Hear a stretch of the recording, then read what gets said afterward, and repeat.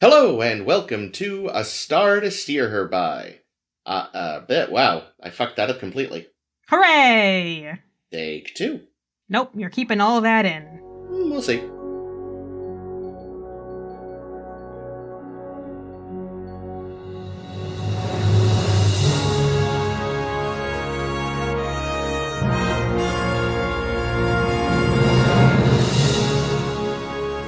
Hello and welcome to A Star to Steer Her By, episode 253. Aroo. Ooh. Well, that was lukewarm as fuck. Jake, woo for us. Yeah! Oh, God, no. Angels That's too and much. That's way Ministers too of much. grace defend us. I will be turning that down. Holy shit. Fuck, I've lost my train of thought. Today, we will be discussing the execrable The Thaw and the infamous Tuvix. I think both of those adjectives are wrong. You don't think Tuvix is an infamous episode? I wouldn't say infamous. I would say it is probably the most highly debated episode, but not because it's bad or anything. Infamous doesn't mean bad. Well, there is a Infamous- negative connotation to infamous, I Yeah. guess. Yeah. Oh, it- I just think of it as meaning... The highly debated. I wasn't trying to claim it was bad. It's definitely super well known and super divisive over. yes. Those are better. The better super terms. divisive. Yeah. I will not, however, take back that No. the Thaw is execrable. Yeah, the Thaw was terrible. A lot of people really like the Thaw. They are wrong, those I'm going to people. read to you out of my book someone who really likes the Thaw in a minute. Oh, but first, That But Who the first, hell who are the fuck you? are... Yes, I'm Chris, and joining me today are... Ames. Caitlin. And Jake. That was not as long as I thought it would be. Is it That's what Jake? she said. It is a Jake in the morning kind of day, I see. Which is Nice. funny, because it is late afternoon. You're listening to Jake in the Morning. WJAKE. Which is extra surprising because Jake hasn't been sleeping. Oh, so he's Oh. punchy as fuck. This'll be interesting. So, first up in The Thaw, nothing good happens. Lies. Meanwhile, Tell us in what actually Tuvix- happens. Yeah, this is a summary. You're not supposed to editorialize. We do that constantly, though. Anywho, the Voyager does show up at a planet which had a wow. Just do it like a normal human. I almost said catastrophe and catastrophic event at the same time, hence the weird pronunciation. It came out cactus. It was I interesting. know. I Yeah. thought he was going to say something about cats. The Voyager has Yes. shown up at a planet that had a catastrophe, and the few remaining colonists had put themselves into the stasis. They beam the stasis tubes aboard. A couple people are dead somehow, even though the system seems to be working. And they're like, oh shit, these people are in, like, The Matrix. But this is a few years before that movie, so that reference wouldn't have made sense at the time. But it does now. What year was The Matrix? 99, I thought? Oh, really? Yeah. Interesting. Yeah, I'm pretty sure it was 99. That's I mean, this extra is definitely funny. before The Matrix, though. Yeah, that's extra funny because literally the book I'm reading is all like, things that the Voyager probably took these ideas from. The Matrix. This fucking guy. Good research, book. So yeah, they beamed these cryo tubes aboard. There's 5 of them. 2 people are dead. And they're like, oh my god, they seem to have died of heart attacks, like super fear. And it's like, that's fucking bonkers. So, they decide to send B'Elanna and Harry into this not the Matrix.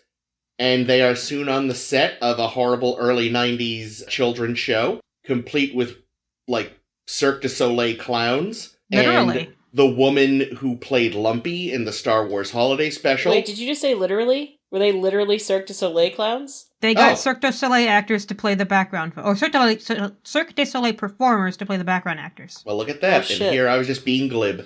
Here, yeah. But yes, there's Cirque du Soleil, there's Lumpy, there's, like, What was Lumpy? the woman in the tutu. What was she in No, the it- Star Wars thing? Lumpy is like, Chewbacca's child, yeah. Oh, okay. Yeah, she was in the Lumpy suit. She also was in a few episodes of Buck Rogers in the Tweaky suit.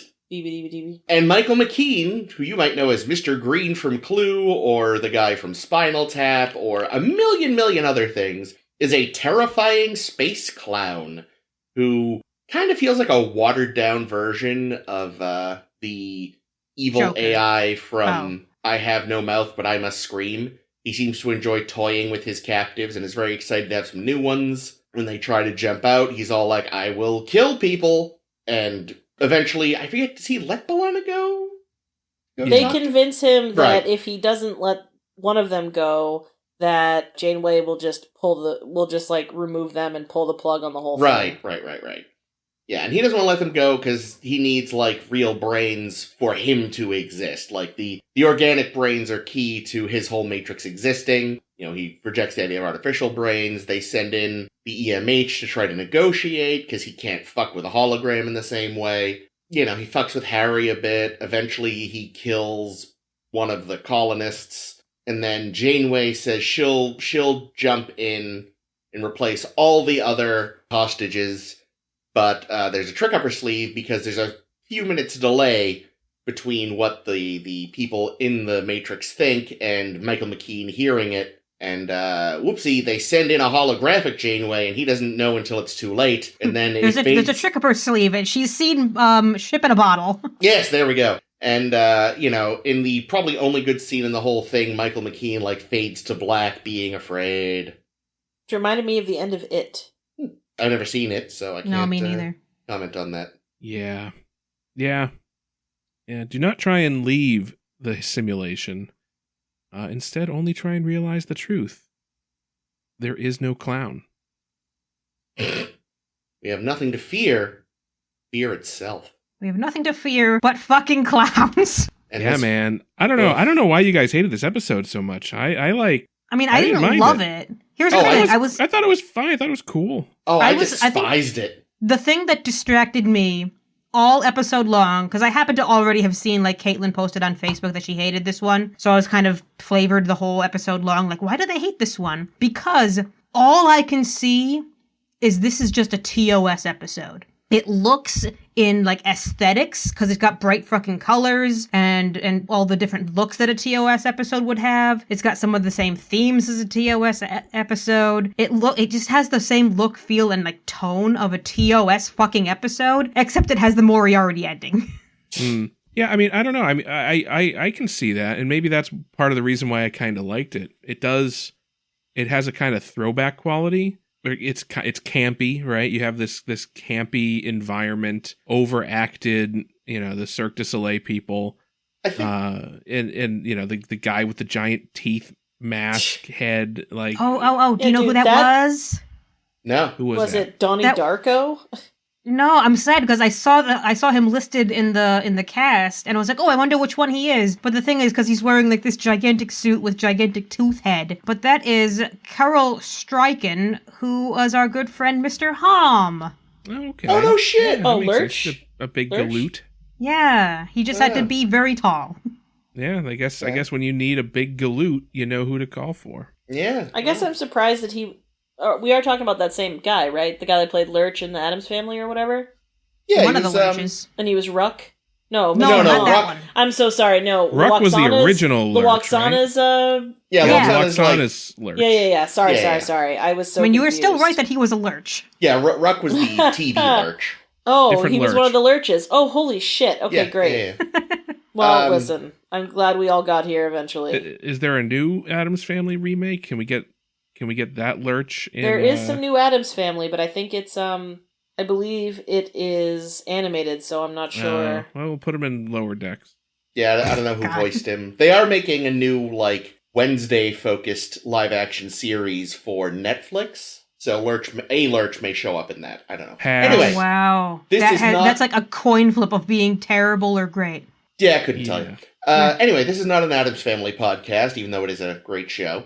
You see, my issue is that, to me, it was just, like, 20-minute episodes stretched into 45. Like most TOS episodes. Yeah, it just, I don't know, it lacked anything that I enjoyed, pretty much. I hated the whole carnival atmosphere. I hated the point. I really found nothing to enjoy about this. I agree in that I kind of wish that they hadn't only done a carnival atmosphere, because if they're supposed to be preying on these people's fear, which we'll get to that in a minute, but preying on these people's fear, and this is basically all the clowns doing in morphing what used to be a paradisical place into a place that evokes fear. There are lots of different types of fear. Do all of the people just fear clowns? Like, I feel like it should have, like, scene by scene had a different look every so often of, like, dark cave or haunted house. Pick See, your I haunted house would be interpreted it- fun.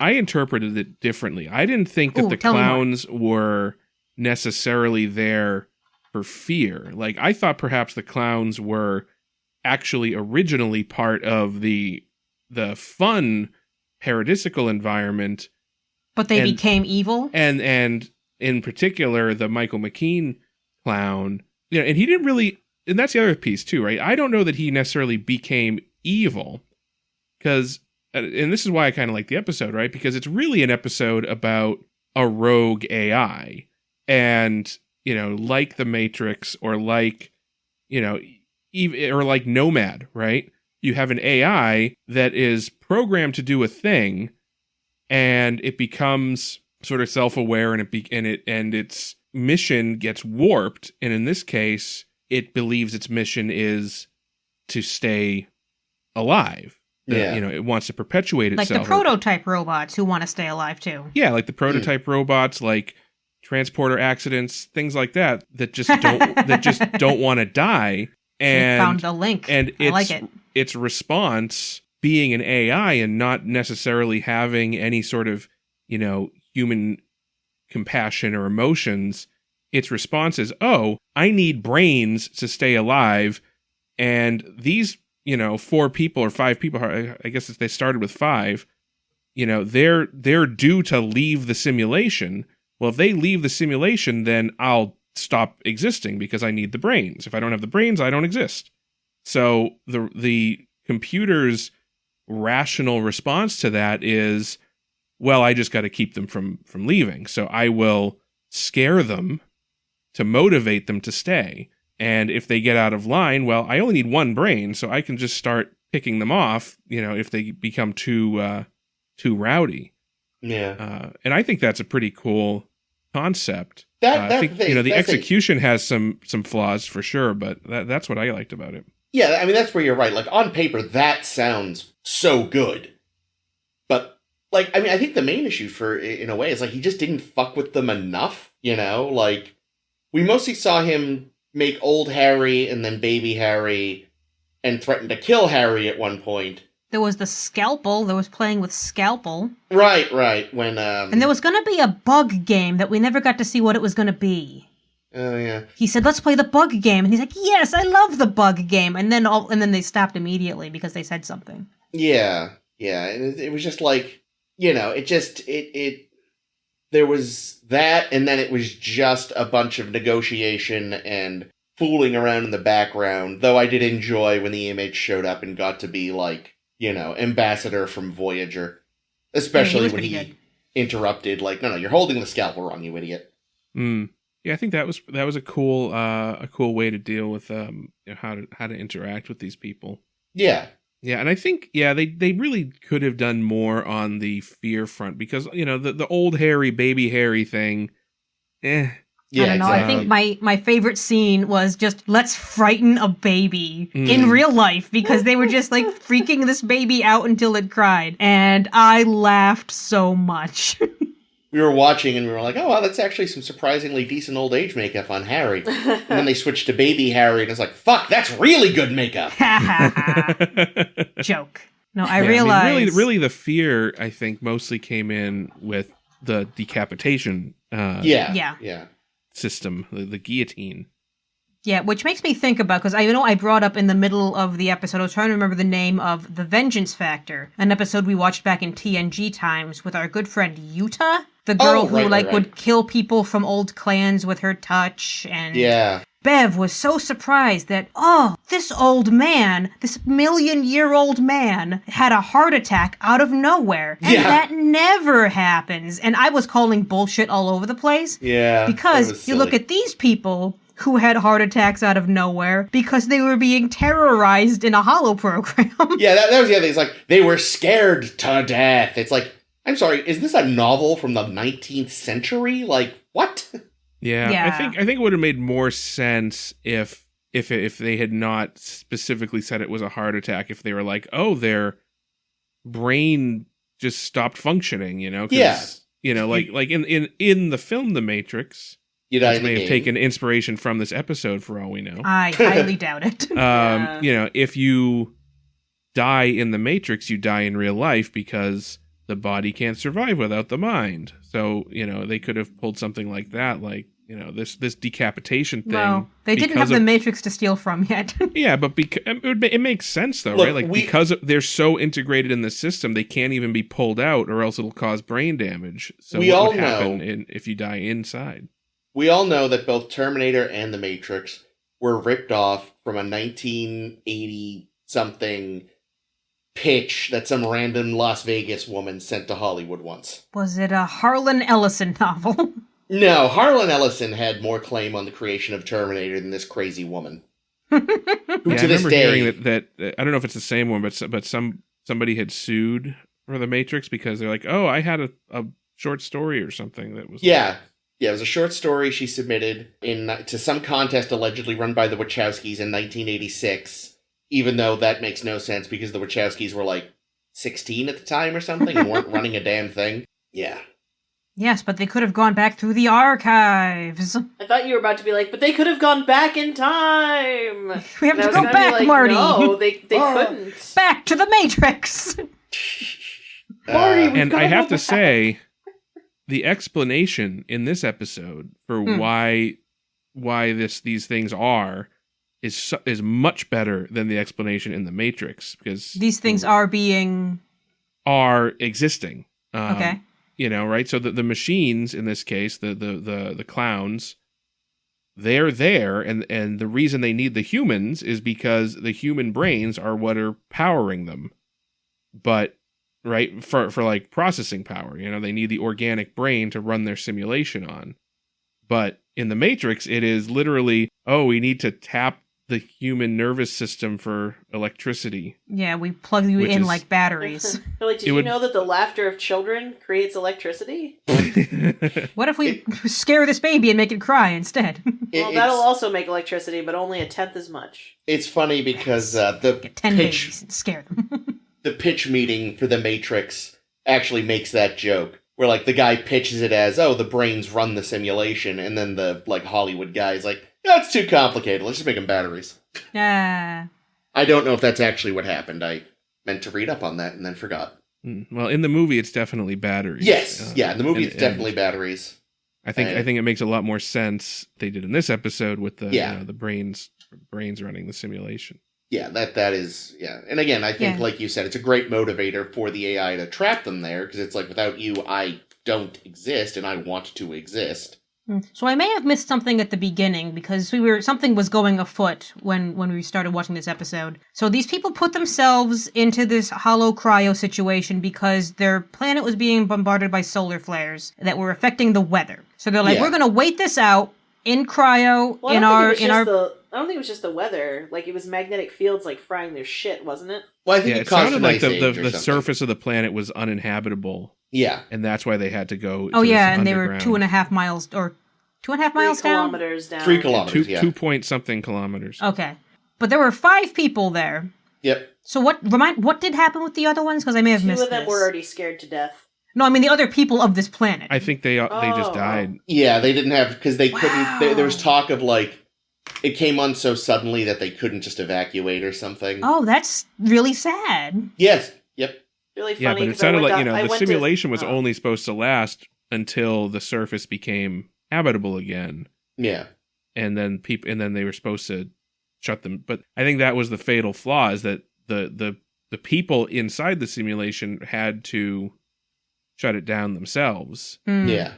Versus it just shutting itself off. Yeah.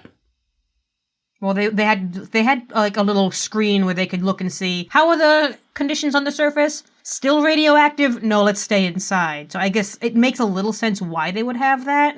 Although you'd think a computer program would be able to say, if the conditions on the surface reach a habitable level and this amount of time passes, then wake up the humans. Or the humanoids. I think another thing I kind of not really necessarily liked about the episode, but liked thinking about, was just the absolute hell that these people have been in for. So we know that they should have been able to leave. I think they said 4 years. Yeah.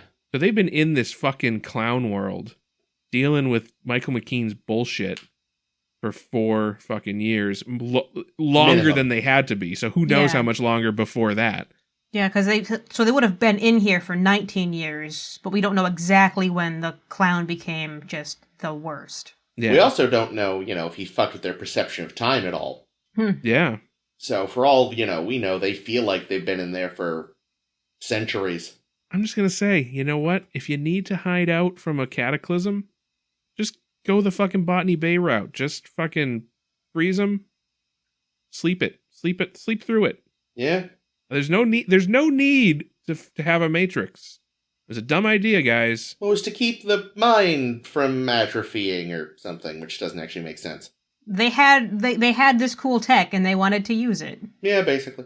They were like, look, I'm going to spend the next 15 years playing randomized Zelda, and it's going to rock. Yeah. Yeah, a couple things I noted about this episode. One is that it was directed by Marvin Rush, who's usually the director of photography. Huh. So he was like, freaking perfect. A really visual-based episode. This is my cup of tea. This is my jam. I'm going to make everything look really, like, colorful and fun and shoot from fun angles and all this kind of thing. And bring in Mr. Holm, because that's excellent. But also, and this won't be surprising at all, this is probably why there are so many, like, very lacking elements, is that it's written by our good friend Joe Menosky, who, oh boy, have we complained about him before, because he's the writer of Distant Voices, Ooh. he's the Oh, writer no! of Masks and Emergence and Oh, Time no. Zero Which and one's Dramatis Emergence? Personae. Oh, well, Emergence Time is the Zero. one.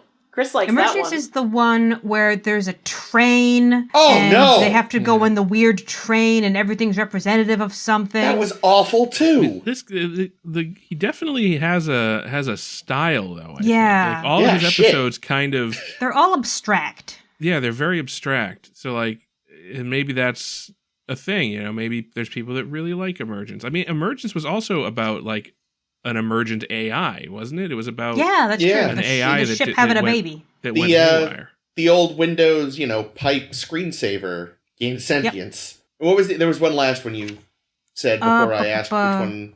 Oh, Dramatis Personae, the one where Cisco makes a clock. Oh, And yeah, Dax that is wasn't great. lazy, and everyone's a different personality, because it's abstract. Yeah, that was also deeply mediocre. Yeah. Oh boy, is this his last one? Please say we never have to see one of his episodes Oh, ever no. again. There are Fuck. lots more from him. There are so see. many more from him. So who loved this episode, by the way? Okay, so my reference book, The Unofficial Guide to Voyager, Delta Quadrant, by David McKean, he freaking loves this episode, evidently. Okay. And I'm going to read you his verdict. I mean, to be fair, he's a fucking nerd that wrote a book about Voyager episodes. And got So a bunch of take- shit wrong, it sounds like. and Yeah. Because so he starts take- talking about the Matrix. Take his review with a grain of salt. He also says one of the lows of the episode was the screaming baby Harry, which I think was a high. But here's his verdict. I thought the baby in the Starfleet uniform was just really cute. Ah, To be honest, it's not usually. We know babies are not usually my thing, but that was a damn cute baby. Harry King would make a cute baby, I think. He did. Anyway, quote, another near classic. Michael McKean's clown really makes the show. He's utterly surreal and scary in a way that the more famous Joker never has been on screen. What? Note that this was written in 2000. Yeah, but he's still wrong. Yeah. I mean- Though a low-budget show with stock sets, this still ends up as a highlight of the series because the theme, the struggle against fear, is both obvious and accessible, yet also handled with subtlety. That I highly disagree What on. subtlety? Yeah. They called Subtle him like fear a from the shotgun first set. blast. The dialogue sparkles too, and there's a No. notable lack of technobabble except for in a few scenes. The final Clown Janeway scene is also stunning, with a neat twist. Marvelous and up there with the best that Trek has to offer. It's a shame that the producers often forget that bigger isn't necessarily better, as Trek's best episodes tend to be low-key ones like this surreal and magnetically attractive one. 8.5 out of 10. It's not subtle, and it's not low-key. You said they literally hired Cirque du Soleil. They also could not have possibly been low-budget. What are they talking about? I mean, Well, the sets didn't look terribly expensive. No, but Yeah, I mean, yeah, they it had looked to like hire the about pods were 6,000 recycled. extras. I like Yeah, the pods. They had like 400 people in the fucking thing. Yeah, it does look like they maybe spent so much money on Cirque du Soleil that they then had to dig up old Double Dare sets. But, like, for real, like, imagine saying, like, oh, this was so subtle, and it was not over the top. What are you, on fucking drugs, my man? And do you have some extra? Because I would love to be that fucking high. Yeah, when they state so many times, fear, fear, fear, we have to fight against fear. Fear won't conquer us. We'll conquer fear. That's the whole point. It's like, I was expecting Joe Rogan to walk out. Yeah, Why? Fear factor. Oh, wow, I didn't get that one. But yeah, the I will say, that end scene with Janeway is good. I do like the whole fade to black thing, the tone of it. That's the thing, like, thank God they had a character actor as good as Michael McKean as the clown. Because otherwise, this really just... I would have hated it even more. Because... You know, the character was so mostly annoying, but at least he was in the hands of someone who was super competent. Yeah, he was very competent. I think the only thing that would have made me hate it more would have been if it was, like, Phil Hartman and it was his last role. Like, you know what I mean? Like, I feel like everything about it. I'm pretty sure Phil Hartman's last role was Small Soldiers, so honestly, this maybe would have been better. Small Soldiers? Yeah. Are they actually plastic army men, or they're like toys? They're toys that have like AI. It was like the stupid version of Toy Story. Oh dear. Yeah. Oh, that's right. I did that that the clown or Fear or whatever we want to name him, because he doesn't have a name, is dressed in gray, and he's the only thing that isn't colorful on the set. Yeah. That was a good touch. Yeah, I appreciated his design. I think it would have been interesting if they had gone with, going with the circus theme, if they had made him like a ringmaster or something. That's a little on the nose. I mean, the whole thing is on the nose. Well, yes, true. I mean, the thing is, to me, it was already a little weird enough that it felt so much like an Earth circus, so to have an Earth ringmaster really would have just... parallel development. Yeah, I know, I fucking hate it so much. In all seriousness, though, speaking of, like, I know we were talking about the Matrix and shit like 20 minutes ago, and I'm only just catching on, but it really is kind of robbing from It more than that, because It would have already been out by now, the miniseries and the book, and in it, Pennywise chooses the monster chooses the... Target? Form of the Destructor? Yeah, chooses the form of being a clown, because, like, he knows he can lure in children, but he does get his power from fear. So it does kind of feel, at least in that way, a little rip-offy. Yeah, I wish they hadn't leaned so heavily on the fear thing. Janeway's line at one point just had me scratching my head, because the line is so silly. It's, what does fear seek at the end of the ride? When she was making the roller coaster parallel, and it was like, that's a terrible line. It was so stupid, and also, it isn't like there's an obvious answer. No. It isn't like, I don't even know. I don't even have a good suggestion as to what would be a good example. But it isn't like, and if there's smoke, there's fire, It's like there's no, like, there's nothing about fear. Like that a balloon! Oh, yes, something bad happens. Like that old adage, yes, and fear just secretly wants to be conquered. Yes, how could we have forgotten? Like, which that old is not chestnut. true. That old chestnut. It's like they were writing the scene, realized there's no famous expression related to what fear wants, and said, we'll just make one up and pretend it's real. What does fear want? The only thing to fear is fear itself. No, we already said that 65 times, and that's not what we're talking about. Stop it. Fear leads to anger. Anger leads to hate. That hasn't happened yet. Hate leads to clowns. That's true. As we all learned from the prequels, what actually leads to anger and hate is just forcing people to secretly fuck. Yeah, and sand. And having to watch the prequels. Yeah, the final scene with hologram Janeway was intense, because she is looking at fear. Like, she is either going to fuck him or destroy him. Maybe destroy him while fucking him. Why not both, yeah. Death by snoo-snoo. And, like, your book author is like, oh, it's a great twist. I'm like, it wasn't much of a twist. As soon as they showed her going into the pod, I'm like, okay, she's not really going in. Because also, they as the other people were all waking up and stuff, they never showed Janeway in the pod. So it was pretty obvious that, she's not really hooked up properly here. We did a lot of this in Insurrection, too. Yeah. Yeah, because I went and found, because we're going to talk more Alien chairs today, and I went and found all the really good Insurrection chairs, because, of course, I did. And yeah, I reminded myself, we do the same. Trick the person by making a thing a hologram in that as well. Right. I had forgotten that because I try not to think about that movie. It's way better than I remembered, which is fine. Which one's Insurrection again? Is that the one with F. Murray Abrams? It is. Yeah, that's probably the best of the shitty bunch. Oh no, First Contact's better, but First Contact's good. But second best probably then to that one. Yeah, Picard had some great monologues. I happened to just rewatch the monologue where he's talking with one of the Sona about, is this how you trying to plead for your life? And Picard says, no, this is me pleading for yours. I'm like, yeah, that's some good Picard work right there. Also, the one where he talks about getting a hard-on for the first time in 40 years with that lady. Excuse me? Thanks. Didn't need that. I don't remember that. We all know. It was a director's cut. Look, we all know Maybe he got it's the director's uncut. Hey-o. Hey. We all know he got wood from Vash, so it's been less than 40 years. Wow. I like how Chris is like, excuse me, but we can actually trace Picard's last boner back to episode 14 of season Check 12. the logs! It's a log, all right. Yeah! Oh! Wow, I'm full of them, so sorry. Speaking All of right. logs, we're looking for plants in Tuvix. There's okay. a segue. Good Found one. it. So, That's awesome. I like that we're done with that. In Tuvix, Neelix and Tuvok are looking for Sitting in some a tree. orchids that I guess are edible and Yum. might make some sort of orchid soup next week. But, Hot. they beam up, and rather than getting Tuvok and Neelix, they get some sort of terrifying, horrible fused being. Were we watching the same episode?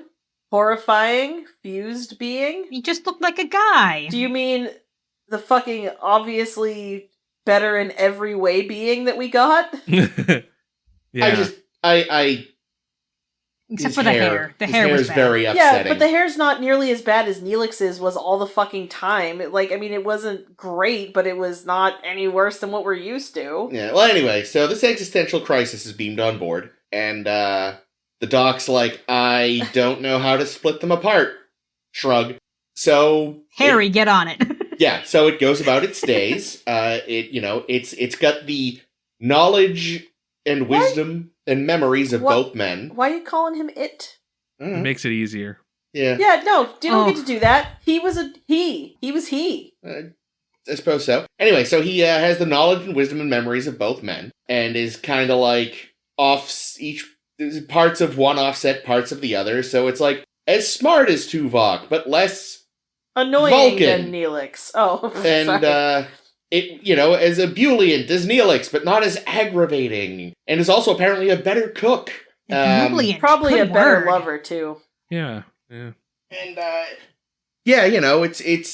it's all kind of weird for everyone, especially poor Cass, because Oh, Tuvix yeah. is like, Oh, the poor I thing. still love you, and she's like, that's kind of weird because you're neither Neelix, my boyfriend, nor Tuvok, my My sometimes teacher, who, Yeah. by the way, has a wife waiting for him And children. and children. Mm. Which means he's getting the best deal of all. He never has to go back to those fucking kids. I mean, they're all grown ass I adults. by know, now. I'm just kidding, and he loves his children. We know that. Because And, they're well behaved. So anyway, he's got Yes. a few weeks to be alive and happy and like, I enjoy this. And then suddenly they're like, hey, we figured out how to split you apart. And he's like, oh, well, fuck you. Because I'm a new being with a life and I don't want to die. And everyone's like, this just got weird. And TFB, buddy. We Yeah, should have put you in cryo in the meantime and not gotten attached. Let's Yep. just pretend that we didn't hear that and fucking kill him anyway. yeah, and he even goes to Kess to be like, please speak on my behalf. And Kess goes to Janeway and is like, I want Neelix back for some reason. Seriously, what the fuck? Like, I Cass? maybe get wanting Tuvok back. Poor Neelix. I Cass, can't. what a fucking cold bitch. You believe that? And ultimately, they were like, all right, we really want to have Tuvix give the Shylock speech without him actually giving it, so we're going to rewrite it. And then he's going to make everyone feel super bad about their killing him before he's dragged off to be killed. Nobody looked like they were feeling too fucking bad. Nobody left so much as a fucking hangnail. to fucking help this poor prick. Yeah, but his parting shot of like, you know, you're gonna feel bad because you're all good people is like, that is a really good fuck you. They all just fucking woke up the next morning and went back about their lives. Sadly, fucking yes. assholes. I'm sure he'll never be mentioned again. Yeah. This episode made me so fucking angry. I know, right? Like, I was livid through most of it because the way they explain how the fucking thing works, why the fuck was his uniform merged? Why was it? Because it wasn't of the orchids. The orchids went in the uniform. But the orchids affected the DNA. Yeah, he should have been The uniform naked. isn't made out of DNA. I thought we determined that the uniforms were made out of algae. I was gonna say, if we remember the animated series, Is Neelix's uniform? I don't know about that. Well, his but was also, also it wasn't just like though. it was like a fucking newly designed outfit. It doesn't make a ton of sense. I liked the design. It looked great. I wish that's what just Neelix wore. Like he made his own variant of a Starfleet uniform. You know, when he's doing official Starfleet stuff. Me too, but letting him wear it would definitely be like a stain on Starfleet. They already let those damn McKean wear them. Oh, yeah, that's a good I stand point. by what I've said. I was a little surprised that they didn't, because, when they realized, we have to, we need to unmerge the two of you, that they didn't, put that uniform or put the merged uniform on their lap or something. This has to be here too. So that's apparently, that garment still exists somewhere because... it's made of orchids. Yeah, and when they de-merged them, because Tuvix was wearing a regular Starfleet uniform, both Neelix and Tuvok came out wearing a Starfleet uniform, not half of a Starfleet uniform. One should have been wearing the shirt, and one should have been wearing the pants. There you go. Yeah, and there should have been an orchid. An orchid should have come out of it too. Where did that thing go? Don't think too hard about the science with this. Okay. Yeah, I think the orchids get consumed in the thing because when they unsplit the flower, there wasn't an orchid either. Because we were meant to eat them. I was gonna say we knew that they were edible orchids when we went in, so yeah. Yeah, I've seen, because, this episode is, like, philosophically debated. Oh, yeah. Everywhere. Literally everywhere. Okay, but... Okay, go on, Ames, sorry. No, and, like, the couple of people that, are the instances in Wikipedia are, like, people who've, like, complained that this, negates the conservation of mass in the teleporter. I'm like, wow, honey. If that's the thing that's hanging you up about this episode, Star Trek is not for you. Yeah. I mean, this is not a tech episode. The transporter is magic. Live with it. Have we seen Odo? We've seen him be a rat. We've he's accepted a cute little rat. Look, Odo shunts his goo into subspace. That makes perfect sense. I don't. It makes more sense than the transporter. They shunted half of Neelix and Tuvok into subspace to make Tuvix. For all we know, Tuvix is just super fucking dense and weighs as much as two dudes. I don't know. I think that would have come up in the doctor's checkup. It's the density of a black hole or whatever. Dark Nibbler matter. poop. Where 1 pound weighs 1,000 pounds or something. Yes, 1 pound of Tuvix weighs 2 pounds. Yeah, but I you say this episode is debated. I would like to hear anybody honestly defend Janeway in this episode. I mean, it's the classic. It's the trolley problem, and it's also an instance better, I think, than Wrath of Khan's no-win scenario. Because I don't even think it's the trolley problem, though, because the Neelix and Tuvok were dead. They were deceased, But you can get them back. By killing somebody else. I was kind of surprised that no one brought up the needs of the many line, because 2 is more than 1. I mean, not many more, but it is more. I mean, the person that would bring it up would be Tuvix. Was the one. Oh, yeah, good point. he was the few, but or the one. No one else was like, Janeway surely knows that line. It's like, Mr. Tuvix, surely. Mr. Tuvix, the needs of the many outweigh the needs of the few. And really, it both... would have been... It may be, it would have been a huge cop-out by the writers to do this, but if they had made it so that, like, there was something wrong with Tuvix, and, like, But then that's easy. That's the easy way out. Yeah, then that's the easy way out. Then you're not putting these characters up against something that is an actual dilemma. Like the quote I have from Biller. Here's a great quote from Biller that I really liked. I hoped to create tension at the end where it would be difficult for anyone watching to know what was the right thing to do. I wanted to keep asking the audience, just to keep poking at the audience. There isn't an answer. It was an opportunity to show Janeway making the tough decisions which captains are faced with. Yeah, but she did it wrong.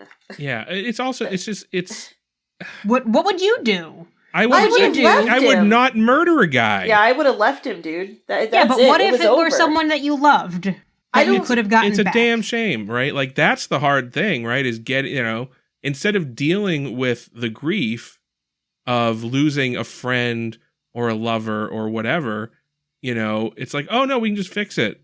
It's fine. Yeah, Neelix died, Cass. I'm sorry about that.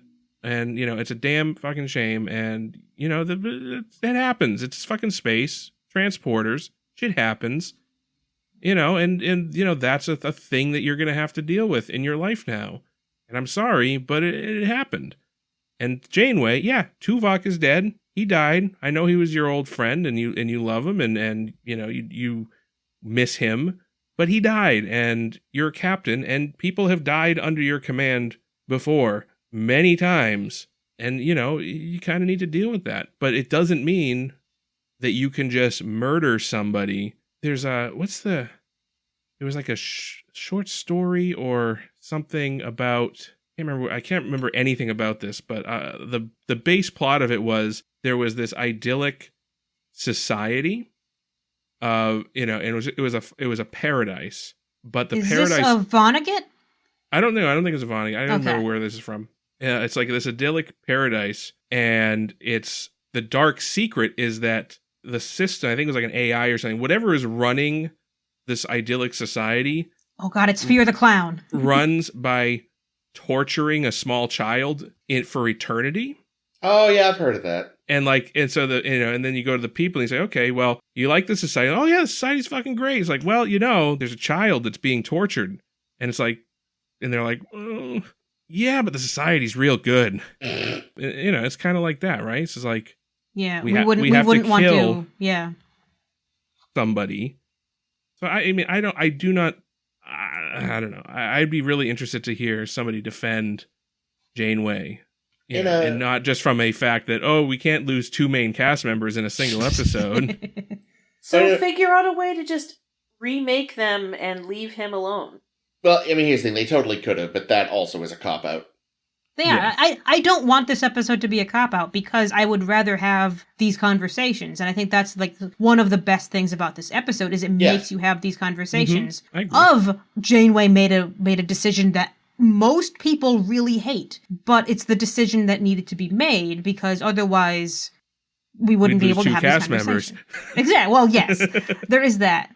I just watched this morning. There's a Trek Actually video about this episode. And while Steve Shives mostly uses it as an excuse to shit on Voyager for being episodic, which he doesn't prefer, because of course he did. One of the elements he brought up was, imagine this episode, because it would be like the same kind of conclusion, if instead of Tuvok and Neelix effectively being dead, what if they were being held prisoner somewhere, and to get them back, you had to sacrifice Tuvix, or, you hostage exchange Tuvix, knowing that Tuvix would have to go in their place and be tortured or something. Would you do it? Mm. Yeah, I mean that I think is a more compelling dilemma. Yeah, right? Because it's a very similar dilemma. Well, not really, because Tuvok Because and they're Neelix not really- are dead. Mm. Well, But are here's the they? thing. Yeah, I was about to say, like, I mean, yes. on the one hand, they're dead. On the other, Tuvix has all their memories. Like, he refers to them as feeling like their parent. He's like, he thinks of them as his parents. Okay, but does a Trill die when the symbiont still has its memories? It's not. Trill's still dead. Symbiont's alive. Right. But that again, that's not a thing with these species. What I'm saying here is, like, like, in a way, that actually nails it. It's more like a Trill situation than a parent situation, because we don't have the memories of our parents, thank God. Because theoretically we would also remember our own conception, which is a horrifying concept. Don't need that. But yeah, so in a way they are living on in a sense that most species, Trill accepted, don't get to when they, pass on. So that, to my mind, adds even an extra wrinkle. Like, they are sort of alive in a sense. And what I liked, too, was, like, at first, I was like, ooh, I hope this isn't the whole episode, and it wasn't, was that he seemed to kind of swing back and forth between being both of them, but then they became sort of a more merged personality. Yeah. And it was still definitely a balance of the two of them, but he wasn't, like... at first you could see him kind of jumping between back and forth, and then I'm after a curious while... how much of that was an acting choice and what wasn't. Yeah. The actor did a really phenomenal job. So good. Just as an aside. But yeah, and it was interesting that it turns out that, that Neelix and Tuvok, turns out that they actually really complement each other very, very well, in that, like, Neelix, who's an okay cook, but goes over the top sometimes with his crazy creations. More Leola root. Yeah, but having Tuvok's influence in there to sort of temper that makes better food. Yeah. And on the other hand, they didn't really go into it much, but it appeared that, like, having a more emotion, I guess. More willingness to go with his hunch. Yeah. Makes a better security officer. Yeah, exactly. So it's like the areas that are sort of blind spots or shortcomings of each character is sort of filled in by the other character, making Tuvix kind of, I think they even say, better than the sum of its parts. Yeah. Tuvok has never had a hunch in his life. No. Mm-mm. Mr. Vulcan. Yeah, and I think that was he did have a hunch that they were going to beam down and steal that special warp drive thing from that planet. He programmed the transporter to let him know when B'Elanna and Curly and whoever else decided to fuck off. Oh, yeah, I've heard about him. Yeah, I think it was very intentional to make Tuvix so likable and so well-rounded to get you to, like, really become invested in the story. Because I know, like, the original pitch was, like, way more lighthearted and slapstick, and they're like, fix that. We don't that want would have that. been terrible. Oh. No, nobody wants that. But also, when Biller did the rewrite, originally Tuvix would have consented to his fate and been like, okay, I get you guys want these two guys back, and I understand. Oh. Instead of literally fighting till the last second for his life. He didn't fight that hard. He didn't, like, punch anybody, did he? I mean, at the end of the day, there's nowhere to go. Yeah. I don't know. What's he gonna I do? feel like if you were gonna put me to death, I would fucking punch some people on the way out. He could have stolen a shuttle. That is the easiest thing in Starfleet. I'm just saying, like, I'm just saying that even if there was nowhere to go, I feel like you don't just give up. It's literally life and death, actually. Yeah. In a weird... Okay. I would think of Tuvix as... A better analogy, I think, perhaps, maybe not better, I don't know. An analogy is like if Tuvok and Neelix were dying and they needed an organ transplant and Tuvix had the organs, right? Like that, like, do you kill Tuvix? Oh, well, that's another classic Charlie problem. Do you harvest Tuvix's organs and kill him to treat two crewmen? Mm-hmm. There's something akin to that in Enterprise. Oh, no. Oh, that's weird. I think they might kind of pull a cop out with it, though. I don't quite remember. Now, I'm glad Caitlin brought up the Trill earlier, because Chris shared in our chat earlier a meme about abominations, basically. And what if Tuvix and Curzodo were hanging out together, and it would be hilarious. But then I realized, like, man... The Curzodo thing is exactly the same. Because Curzodo wanted to live as one person, Curzon plus Odo, and Cisco specifically said, fucking no. You are not allowed. Curzon, get out of there. You're being selfish. And no one gives Cisco any guff for this. Well, but it's different because Odo, like, voluntarily... First of all, Odo didn't die. Odo, like, offered to be a vessel for, like, a ritual. Which is kind of... Isn't that... Am I right? Is that sort of what happened? Yeah, but I think the thing is their personalities did... Like, because of his nature as a changeling, like, he... Rather than being overwritten temporarily like everyone else... It was like a merging. They actually did sort of create a... It was definitely more Curzon than Odo, I think. I felt like in that case, it like Curzon almost... seemed like a virus in a way. But Odo was definitely in there, and Yeah. Odo specifically gave his consent that he liked this. Yeah. Oh. Odo preferred this. I think Oh. the reason people don't think about it in the same way is because That episode is bad? that episode also, like, didn't make Curzodo sympathetic. He just became creepy because it turned out he, like, loved Jadzia, and you were like, I need you to go away now. Please leave. Go. I don't like we you. didn't like Curzodo. Yeah, I think if Curzodo was likable, then yeah, it might be debated as much. You know, I think you're right, don't get me wrong, that it's a very similar situation, but I think it's the episode quality that is what has sort of created this, Yeah, we don't it also think about this in the same way. it also thing. wasn't the focus of that episode. The focus of that episode was more on the Duran thing, if I remember, which was really irritating. Yeah, because that's right, because did they, like, they put Duran rather into Cisco, and he Yeah, got locked up, and he attacked Jadzia. got to see Avery Brooks do Crazy Face, which he was so good at. Anyway, Yeah, I yeah. say if we're going to picket for the life of Tuvix, we should be picketing for the life of Curzodo too. Mm. Yeah, I mean you're not wrong.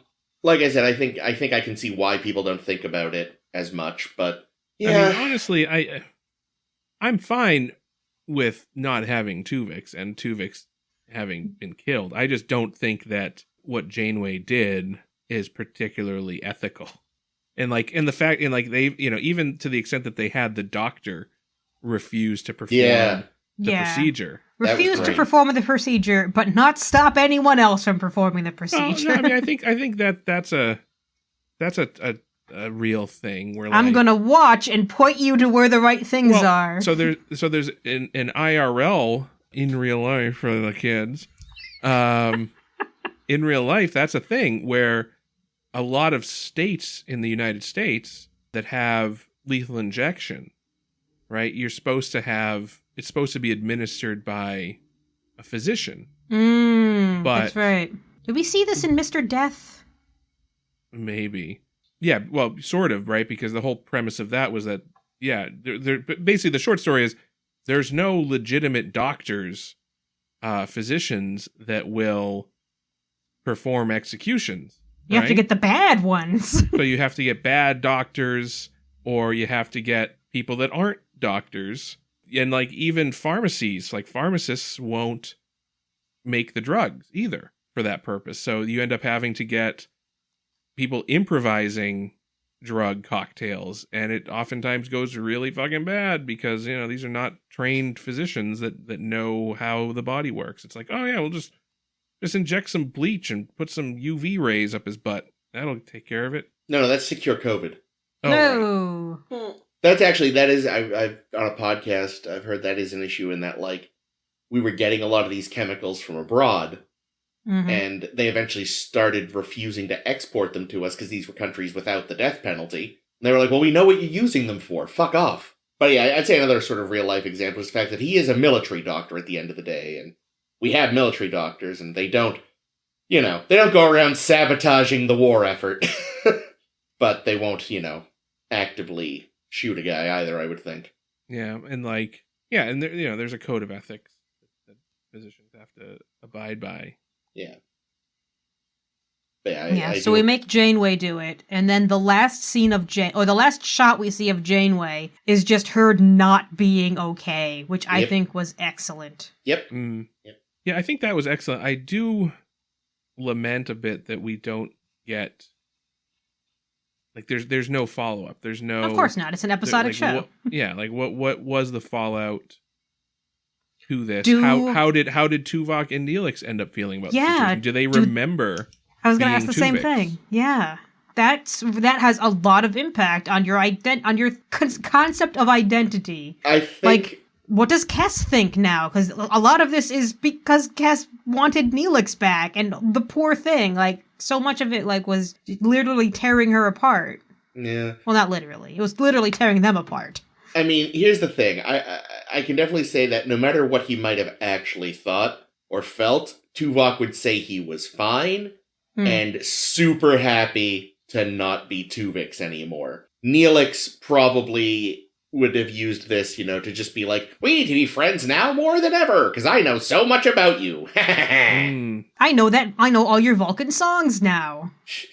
I know what you do to make your wife get off. Oh, Yikes. nice. Yeah. Hey, here's a question. Yeah. Did Tuvix have a Katra? Huh. Fuck. Oh, that's good. What's a Katra again? The- Is that a Remember Vulcan soul? Yeah, the Vulcan, Yeah, the Vulcan- soul, for lack of a better term. that we Yeah. stuff inside McCoy Well- whenever we want. Hot. Did Spock have a Katra? Yes. Yeah, so they Then stuffed yes. inside McCoy. Then yes, he had a Katra. Yeah, and if that's the case, Was there another Vulcan on board they could have stuffed that Katra in? or a non-Vulcan, you can put it into a human, they just go crazy. Well, that's the question, though, is does Tuvix... Suitor, use Suitor. He'll be fine. Can Tuvix do that sort of stuff?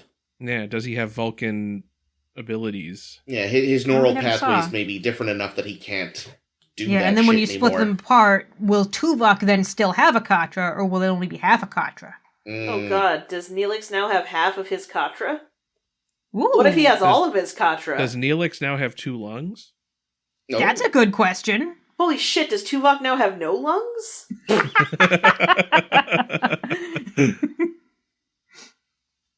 Man, wouldn't that be some shit if they got they killed Tuvix so they could have Tuvok and Neelix back, and then one of the motherfuckers has no lungs and they die? Then I would really be See? pissed. I mean, I already am really pissed. I think the thing that pissed me off more than Janeway making the wrong fucking decision was the fact that no one lifted a fucking finger, aside from the holographic doctor, to stop it. Yeah, And that was a holographic finger. The scene on Exactly. the bridge, A digital digit, you where, might say. Where Tuvix is sort of thrashing around and begging anyone to help him, is like really upsetting scene. And they're all Deeply. just like kind of like looking at him and then looking away. Like, I don't see you. yeah, Like, Yeah. this frankly, is fucked up. she probably shouldn't have pulled that on the bridge. Well, she didn't want to, but he insisted it happened there. Yeah, that's Well, true. and fucking good for him. Yeah, no, totally. I would have just ambushed him in his sleep, you know? Oh gosh. Well, Beam him to sickbay while he's asleep. Oh my god. Oh my god. And I do- exercise him so he doesn't know what's happening. The one thing, so I don't know how I felt, really, but, should they have just had him do the Shylock monologue? No. Because, Star Trek loves quoting Shakespeare, and all I could think was, you really wanted to do Shylock, but didn't here. Maybe you just should have? It was a little distracting that it was obvious what they were going for without actually doing it. This is where Mhm. it really pays off being ignorant, is that I have no idea what the fuck a Shylock is. I mean, here's the thing, I know the speech you're talking about, I guess, but Well, yeah, if prick us, you do we prick not us, bleed, do we not bleed? kind of thing. But I feel like I've never heard or read it in real life. I've only heard snippets of it in other media, so it actually would not have distracted me at all. I think if they had thrown in a prick us do we not bleed, I think It would take me out of it. It would have been really, yeah. Also, unless it was in the original Klingon. I mean, Yeah, plus we already said, if you prick me, do I not leak with data once? Oh god, did I that forgot actually? about that. What? Is that really something he said? Yep. How did I forget that? And 'Cause it's did just I a bad rag? line. Did I rag on it really hard at the time? Because it's stupid. Probably. Okay, good. I think we liked it at the time. Oh, Because no. Data's just adorable. Yeah, It was he very had, That's good. true, I he had, do he had a love good Data. delivery of it. Yeah. It was like he almost wanted to say bleed, then he was like, leak? Oh yeah, that sounds right. So, yeah, but again, credit to the actor. Oh, he was wonderful. And also, I know this is something he really, couldn't control overall, but I feel like, thank God he had the voice he had, because he just had this, it would have been hard to take Tuvix seriously if he didn't have, that sort of, the timbre this guy had. It was a very, I don't know, serious voice that you could, it's a good thing he didn't try to do, a Neelix impression, I guess, is what I'm going for. Or that it wasn't just Ethan Phillips' voice. Yeah, Oh, they originally wanted Ethan Phillips to do the role, and then they Nope. said, no, that'll be way too distracting. Well, That- and fucking blackface. I mean, not to mention. Well, they I probably guess would've they just- wouldn't have made him black if it was Oh, Neelix. I mean, you don't know. But yeah, if he was a merge, Have you seen some of the shit they do on this show, Jake? He could be Fair. Stripes. But yeah, it's if he's a merge, it would be really weird to have one of the two actors play the part. Yeah, If he's exactly. a merge. If it was Tim Russ, it would have been just as What? Yeah, because there would be too much Neelix coming out, even if he was like tempering it down with Tuvok. Yeah, no, having You a would third actor. only see Neelix. Yeah, having a third actor with weird fused makeup was definitely the way to go. Yeah. Also on the acting front, I want to give a lot of props to Jennifer Lean because her Yeah. scenes with Janeway were both phenomenal. Yeah, Really beautifully acted scenes. yeah. Yeah, the breakdown especially was really Yeah. good. Really good. We're reminded that Catherine Hart's Mark, and possibly dog. If we remember, there's also usually a dog involved. Oh, I've got to be in the photo or I don't And as recognize I say, Mark. I mean, they didn't show any pictures in this episode, so I'm not really sure who either of these dog or Mark are. I love that this is our running joke. It's very funny. As a side note, I would agree that Kessa's actress did a great job because who could imagine anyone really giving that much of a fuck about Neelix being gone? I thought we liked Neelix now. I know, but I still kind of hate him. I think I do like Neelix now, but I still feel like the show doesn't do a great job of writing them in a way that I really think of them as more than just good friends. Like they don't. I don't feel like they're a couple. No, come on, Chris. He calls her Sweetie.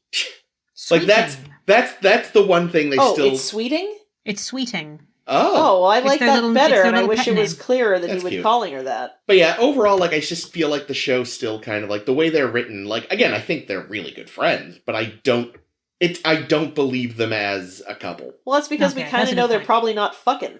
It sort of seems like Well, they don't have to fuck, but have they even ever kissed on the show? Like, Yeah, Yes. we've seen like at least one kiss, and it made me gag. yeah, that's my one thing. Is I like Neelix, I like Cass. I believe them as friends. I don't believe them as an item. That's the one thing I'm still just like, this isn't quite gelling here. I'll be interested to see how I feel about the show the next time we watch it. Because, like, honestly, like, not to be like melodramatic, but it's like, if I'm watching a show and these are the real people in the show, and they're the real people living in the world of the show that I'm watching, I fucking hate all of these people for letting this happen. Like, I see what you mean. I've lost all respect, and, I'm just not, I don't know. I'm really worried this is gonna taint the rest of my experience. Which is a real shame, because I have up to this point liked Voyager a lot more than I expected to. I think we're meant to forget it as soon as possible. I don't know if I can. I probably will. We all know my memory is very poor, so I'm sure I will. But like right now, I'm just like, man, I'm never gonna stop being really fucking mad about this. That's good. That's good that this episode created such an emotional response.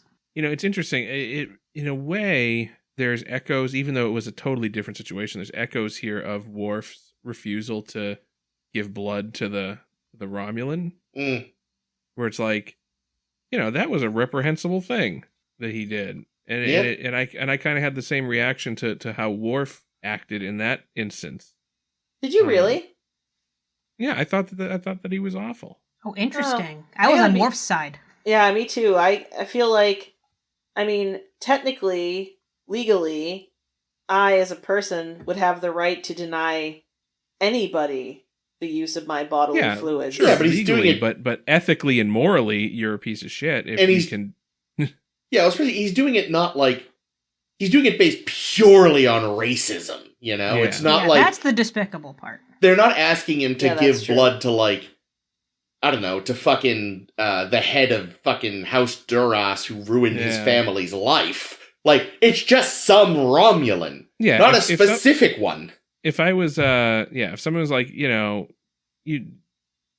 Putin needs platelets, and you're the only compatible donor, I'd decline. You know? And that's fine. I think people would be like, yeah, no, that's totally reasonable. But if it was just like Putin would actually expect you to but if answer it's like, for some things, probably, there's Russians that are dying and need blood, sure. Yeah, I remember that episode also a little bit cops out, because then we learn later on that Romulan would never have taken his Klingon blood anyway. And it's like, oh, well, fuck you then. That's Die. right. That's right. right, yeah, fuck you both. And then, of course, there was a time Worf was a terrorist and got no comeuppance for it. Yeah, Worf just What kind does of that have to do bad with this all episode? around. Nothing. I just had that train of Jake led me on this train of thought. Like, Worf gets away with a lot. There's a time Cisco poisoned a planet. Yeah. What are we doing right now? We're citing all of the times our heroes did horrible things. Killing Curzodo! Justice for Curzodo! God. Back to this episode, though. I have like Yes. one or two little things I wanted to bring up. They do a nice callback to how the Doctor hasn't been able to pick a name yet because Tuvix said, "Man, picking a name is really hard. I'm going to pick a really lame one." Yeah, picking a name is really hard, but then he picks one within a matter of seconds, and meanwhile the Doctor never picks one, apparently, so... Maybe the Doctor will choose Tuvix. Oh, I would no. literally vomit. Cassie never goes to help him again. What would be really funny is, they go, oh, he's had to call himself Tuvix. Dude. And you see the Doctor go, motherfucking scratches something off his pad. That's actually a good point, though, Ames. What? I wonder, I know that because this is, the plan is to forget it as soon as possible, but I would have loved to have seen, how this might have colored, the Doctor's working relationship with anybody, but especially Kes. Well, Kes, see, here's the thing. Kes kind of takes the coward's way out in a way, because she privately tells Janeway that she wants her to kill Tuvix. But I don't think she tells anybody else that. Especially not Tuvix. She lets Janeway do the dirty work, which is fine because it's really Janeway's job. Buck stuff if someone's going to do it. But at the same time, no one else knows that Kes was on the side of killing Tuvix. Yeah, even as conflicted as it made her feel, because she feels bad that they would be killing Tuvix, because he's gotten close with her, and even though it's really creepy whenever he tells her he loves her, and she's like, no, this is really hard, please don't. Yeah, it's going to be extra hard for her. Yeah. Your other thing, though? Oh, God, I put my notes away. She said you had two things. What was the other thing? Kes will be long dead before Tuvok needs to deal with T'Pel. True. There you go. One thing that was kind of stupid in this episode, I will say. Starfleet officers don't know how to make a fucking Q. A what? Q-U-E-U-E. Not... Oh, a Q. Oh, a line. He means a line. Yeah. Get in When the were they line. not making a line? Oh my God. When they all kitchen? decided to try to make their breakfast at the same time. Oh, yeah. That was, come on, guys, you fucking morons. Yeah, that was stupid. Nobody would do that. Aside from that, though, yeah. Good I episode. just wanted a Pop-Tart. Seriously, there was probably someone in there like that. I just wanted a fucking bagel. What the shit? And it's chaos everywhere. And I know it was so Tuvix could come in and shoo them all, but it's could have just had it that someone was trying to make breakfast and failing. You didn't need the cadet review in there being idiots. Was Tuvix a Valaxian or a Talaxcan? I don't think we want to answer that question, because if we ask what Tuvix was, we have to admit that we just genocided the only one of his kind. Tuvix was a transporter accident. There you go. And there'll be plenty of those. Have been and will continue to be. Yeah, but I one day we'll do that. As far as transporter accidents go, just being a living thing at the end of a transporter accident is you're winning. Yeah, really. Yeah, you could be a blob on the transporter pad. Yeah, you're not a blob. You're not two of you slowly dying because one needs the other. You're not a child. You're not one of you trapped on a planet while the other one gets your girlfriend. You're not out of phase with reality. Yeah, there's some good ones. I originally planned for this week's Blogtivity to be transporter accidents, but we have more chairs to discuss. So transporter accidents will be another day, because also we will see more transporter accidents in the future, because of course we will. Yeah. Well, I was also thinking about times where we had more than one version of the same person. You could talk about Thomas Riker and Will Riker, and I was thinking of other people. Who the fuck else did I think of? Oh, I guess you got two Kirks. I don't know. Anyway, I was actually thinking... Literally everybody on Voyager a couple weeks ago. Yeah. Oh, yeah, that'll be another week. We'll talk about stuff like that. It's all good stuff. But segueing smoothly into our Blogtivity this week. So last week we were talking alien chairs, because we talked about Starfleet chairs previously. Check it all out on our Tumblr. You're going to see lots of pictures that I screen grabbed out of episodes of chairs. What a strange life I live now. Now that I've decided that these are things I do. So first off, I think Chris can cut all this at some point, but I want to re-show you guys the chairs from last week because I know you couldn't see them very well on my laptop screen.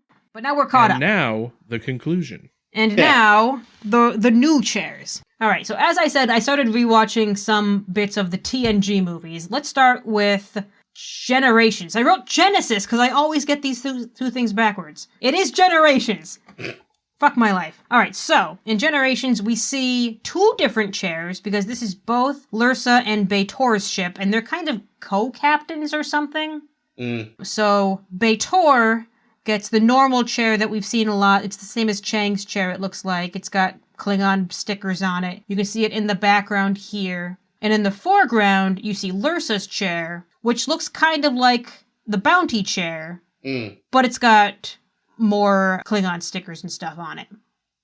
So just another reuse of chairs. Yep. It's pretty cool. I mentioned that I did some rewatching of Insurrection because fucking Ruafo's chair is excellent. It's very opulent. Oh my god, I love this thing. It's pretty great.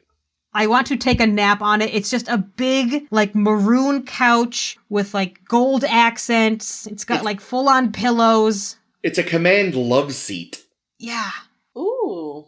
I also like, because for a while I was like, yeah, but it's a couch. You can't really command from your couch, but you can see it's got these little screens kind of positioned in front of it so that he can be doing work from the comfort of his couch. Well, also, I think he's more of a bark out orders kind of commander, I think. Yeah, like that thing. He's earned the right to lounge while the underlings do what they do.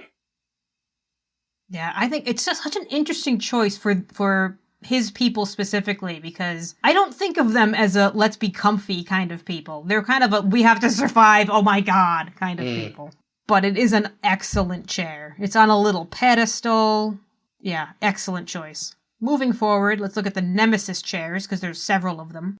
Let's start in the Scimitar, which is one of my favorite ships, well, with a chair that is interesting. It looks like a tabernacle. It's like they designed it to force him to do the Kirk lean. Yeah, it's asymmetrical. Yep. It's like on top of a light box, Yep. which is an interesting choice. Yep. The back has a little cutout. Yeah, it's funky. It doesn't look at all comfy. It looks actually specifically uncomfy. Yeah, that it seems looks Riemann. almost like something that was like there on the ship, and they're like, put some cushions on it. We'll make it a chair. Yeah, staple a chair to it. It's actually a space heater. Yeah, it looks like a trunk. Like you'd open it up and store things inside of it. There you go.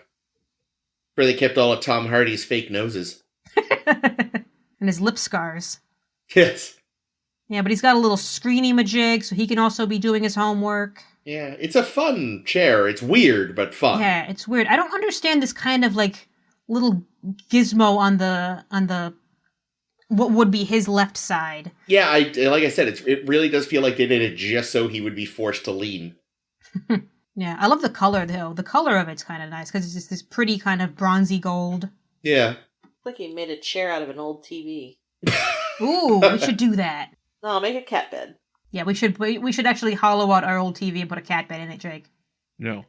Oh, rats.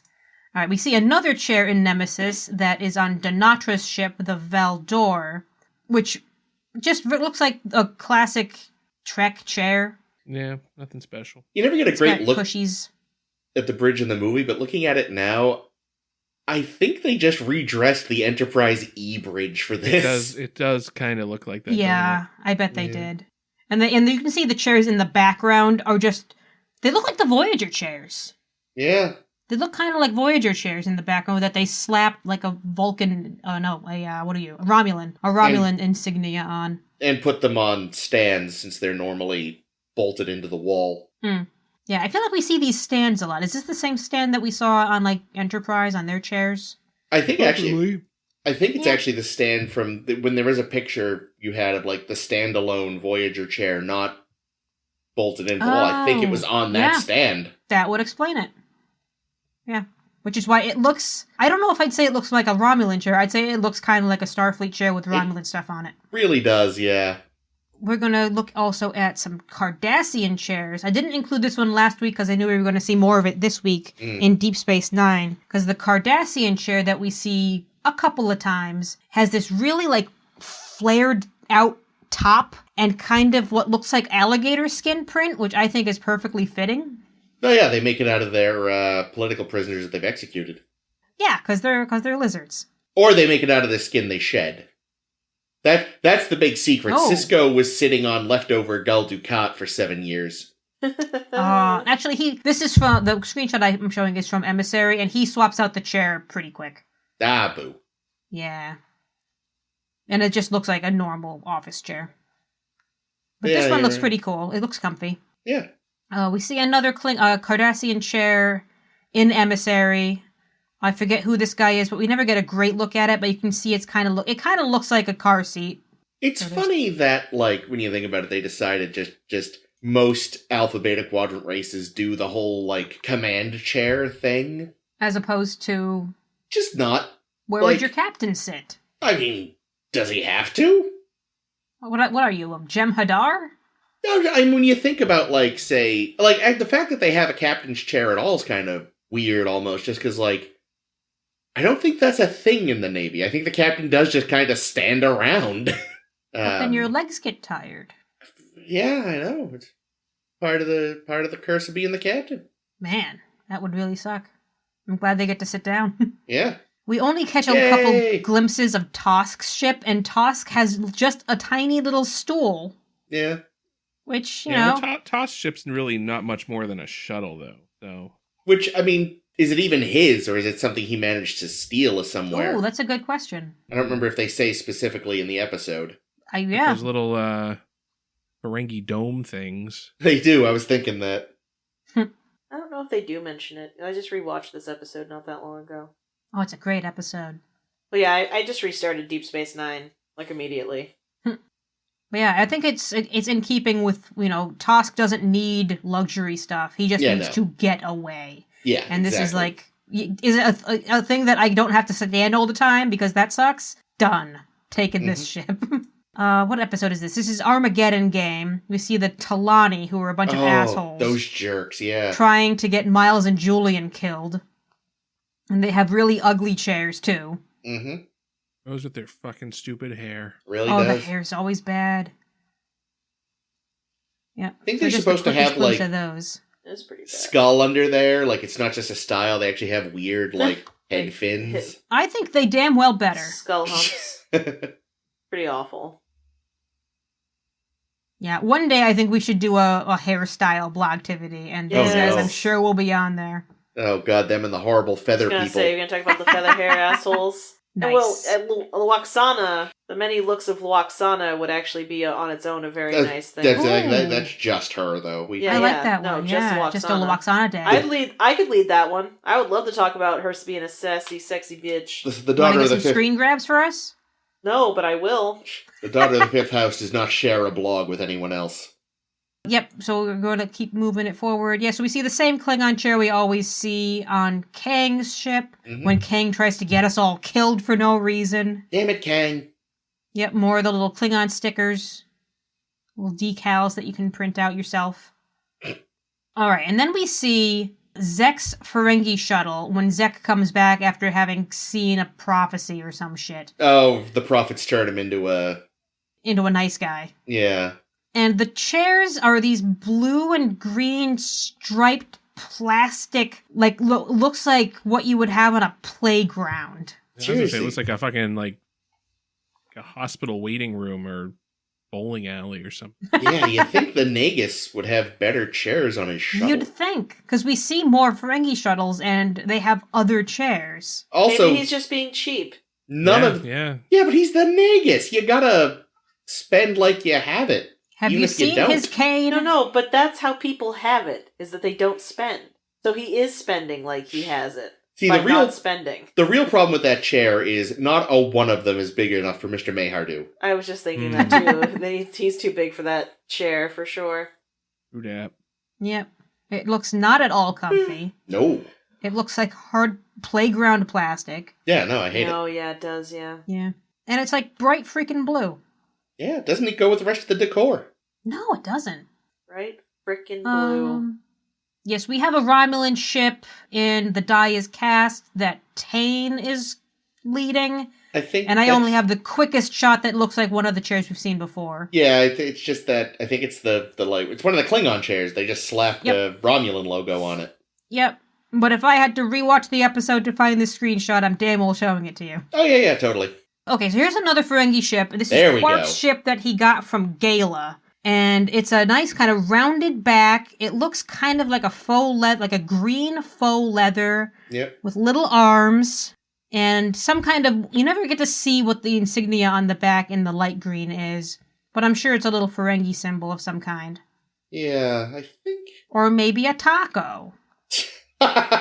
It's also stolen from a 90s Taco Bell. Yep. Yeah, see, this is more Ferengi to me.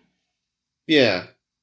Like round shapes, like plush leather looking thing. That just seems more Ferengi. It's possible. There is, I mean, I don't know if you ever get a good look at it, but there is an emblem of the Ferengi Alliance, and if it was turned on its side, the top of it would be like that, so that might be what that is. Oh, maybe.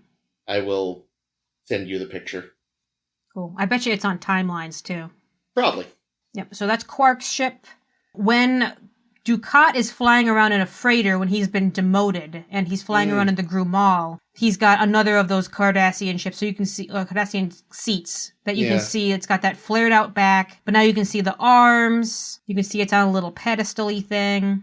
I really, I appreciate that, because I never noticed that there was this unified look of Cardassian chairs having this sort of inverted triangle back.